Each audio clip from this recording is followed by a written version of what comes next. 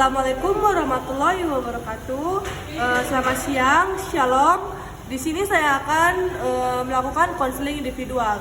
Konseling individual adalah layanan bantuan yang diberikan oleh seorang konselor atau konseli kepada klien untuk membantu mengatasi masalah pribadi, sosial, belajar, dan karir. Konseling individual dilakukan secara individual dengan menggunakan teknik-teknik konseling tertentu. Tujuan konseling individual adalah agar klien dapat yang pertama memahami kondisi dirinya sendiri, lingkungannya, dan permasalahan yang dihadapinya saat ini. Yang kedua, mengatasi permasalahan yang dihadapinya, mengurangi penilaian negatif pada dirinya sendiri, dan yang terakhir mengurangi perasaan inferioritasnya. Dalam konseling individual, konselor dan klien harus bekerja sama agar klien dapat memahami diri sendiri dan permasalahan yang klien hadapi. Nah, di sini saya akan mengambil judul badai di dalam diri. Apa sih badai di dalam diri itu? Badai di dalam diri adalah metafora yang menggambarkan kondisi emosional seseorang yang sedang mengalami gejolak batin yang sangat kuat. Ini seperti badai yang mengamuk di dalam diri, menguncang pikiran dan perasaan hingga sulit untuk tenang. Tanda-tanda badai di dalam diri ini ialah yang pertama itu emosi yang tidak stabil. Perasaan bisa berubah-ubah dengan sangat cepat dan sangat senang menjadi sangat sedih. Yang kedua, sulit mengendalikan emosi. Emosi seringkali meledak tanpa bisa diprediksi dan sulit untuk kembali tenang. Yang ketiga, pikiran yang kacau. Pikiran terus-menerus bercambuk, sulit untuk fokus, dan seringkali dipenuhi oleh pikiran negatif. Selanjutnya itu trauma. Trauma pengalaman di masa lalu yang belum teratasi. Terus yang terusnya gangguan mental. Kondisi seperti kecemasan, depresi, atau gangguan bipolar. Nah, dan yang terakhir itu adalah cari dukungan. Berbicara dengan teman, keluarga, atau terapis bisa sangat membantu kamu untuk menyelesaikan masalah yang kamu alami. Di sini saya akan mengambil teknik psikoanalisis. Psikoanalisis adalah metode terapi yang bertujuan untuk mengungkapkan konflik batin yang tidak disadari dan berasal dari masa lalu yang dipercayai menjadi penyebab masalah psikologi seseorang saat ini. Teknik-teknik psikoanalisis dirancang untuk membantu individu memahami pikiran dan perasaan mereka yang tersembunyi, sehingga mereka dapat mengatasi masalah tersebut dengan mencapai pemahaman yang lebih baik. Ada beberapa teknik utama psikoanalisis. Di sini saya mengambil dua teknik, yaitu yang pertama asosialisasi bebas. Klien diminta untuk mengungkapkan pikiran dan perasaan yang muncul tanpa sensor atau filter. Dengan cara ini, pikiran bawah sadar dapat muncul ke permukaan. Jadi, di sini saya akan meminta klien saya untuk langsung berbicara spontan apa yang masalah dialami. Dan yang kedua, analisis mimpi. Mimpi dianggap sebagai jendela menuju alam bawah sadar. Klien didorong untuk menceritakan mimpi mereka dan terapis akan membantu mengidentifikasi simbol-simbol dan makna tersembunyi di dalamnya.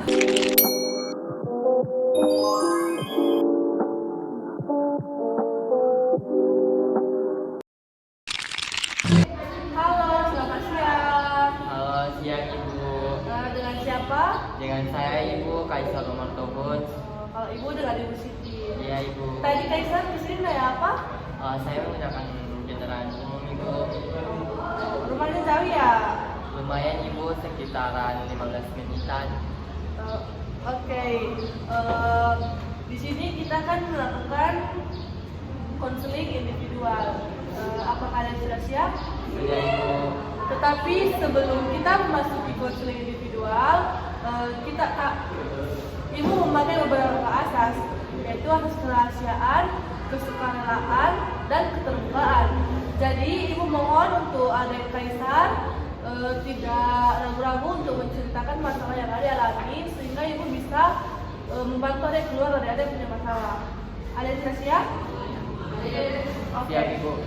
Terima kasih sebelumnya sudah bersedia meluangkan waktu untuk sesi konseling pada hari ini. Saya ingin kita mulai dengan membahas apa yang ingin Anda ceritakan di konseling kali ini. Baik Ibu, jadi Ibu di sini saya ingin mencoba memahami lebih dalam mengapa saya sering merasa cemas dan sulit berkonsentrasi Ibu. Saya juga ingin belajar mengelola emosi saya yang seringkali meledak-ledak Ibu. Oke, terima kasih atas keterbukaan Adik Kaisar untuk membantu kita menggali lebih dalam mengenai perasaan dan pikiran Adik. Ibu akan menggunakan pendekatan psikoanalisis. Pendekatan ini akan membantu kita mengungkapkan pikiran dan perasaan yang mungkin tersembunyi di alam bawah sadar Adik sendiri. Mari kita mulai dengan teknik asosiasi bebas. Coba katakan apa saja yang muncul di pikiran kamu saat ini tanpa kamu berpikir lagi.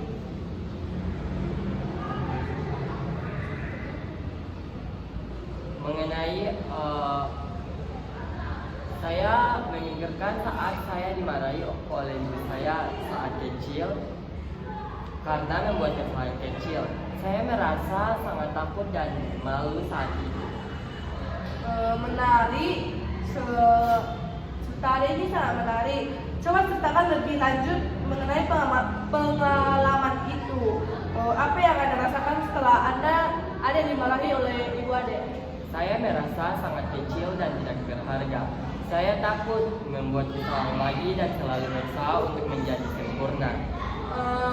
Perasaan takut dan tidak berharga yang Adik Kaisar rasakan saat itu mungkin masih mempengaruhi Adik Kaisar hingga sekarang. Jadi mari kita telusuri lebih lanjut bagaimana perasaan itu berhubungan dengan kecemasan dan kesulitan berkonsentrasi yang Adik Kaisar alami saat ini. Ya Ibu, mungkin saja saya sering merasa khawatir akan penilaian orang lain dan takut gagal Ibu. Itu sangat memungkinkan ya. Ya Ibu. Ketakutan akan penilaian orang lain dan kegagalan seringkali berasal dari pengalaman masa lalu yang menyakitkan. Misalnya Adik Kaisar mendapati karena sering dapat marah, jadi Adik Kaisar mempunyai kayak trauma gitu ya. Ya Ibu. Melalui proses terapi ini kita akan mencoba mengungkapkan dan memahami akar dari perasaan-perasaan tersebut. Selain itu, kita juga akan menggunakan teknik analisis mimpi. Mimpi seringkali menjadi jendela menuju alam bawah sadar kita. Jika Adik Kaisar bersedia, cobalah menceritakan mimpi yang Anda ingat. Ya Ibu, jadi saya tuh mimpi bahwa saya sama teman-teman saya lagi bermain, terus ibu saya atau mama saya itu datang memarahi kita semua dan beliau hanya memukul saya Ibu. Nah, itu kenapa dia bisa mimpi seperti itu? Karena ada yang mempunyai rasa ketakutan yang berlebihan sehingga sampai di alam bawah sadar pun terbawa-bawa ketakutan itu. Jadi kalau sudah masa lalu ada yang coba untuk keluar dari ketakutan itu. Ibu boleh bertanya apakah saat ini ibu Ade masih memarahi Ade? Masih Ibu, tapi sudah seringnya Ibu ketika saya membuat salah pasti beliau sangat marah. Oke, tapi tidak pernah memukul lagi kan? Tidak Ibu, karena sudah besar. Jadi mungkin karena ibu Ade marah karena Ade punya salah. Coba untuk tidak mengulangi kesalahan yang sama terus berulang kali. Maka Ade punya ketakutan bisa menghilang sedikit demi sedikit. Jadi Ade harus bisa keluar dari ketakutan itu sehingga sampai Ade mimpi itu tidak akan terbawa ke alam bawah sadar. Baik Ibu. Sampai di sini apakah Ade mau bertanya? Tidak Ibu. Mungkin kita akan bisa konseling minggu depan jika ada yang kurang, ada yang memahami atau masih ada dalam ketakutan itu. Terima kasih. Ya Ibu, terima kasih. Nah, kesimpulan yang bisa kita ambil dari sesi konseling individual yang saya lakukan adalah klien saya mengalami ketakutan bahwa orang tuanya akan selalu memarahi dan memukulnya sampai-sampai di alam bawah sadarnya atau mimpinya terbawa akan ketakutan tersebut. Jadi kita sebagai klien konselor harus bisa membuat membuat dia keluar dari ketakutan itu. Jadi ada beberapa pesan tadi yang saya sampaikan di konseling itu untuk mengatasi ketakutan tersebut.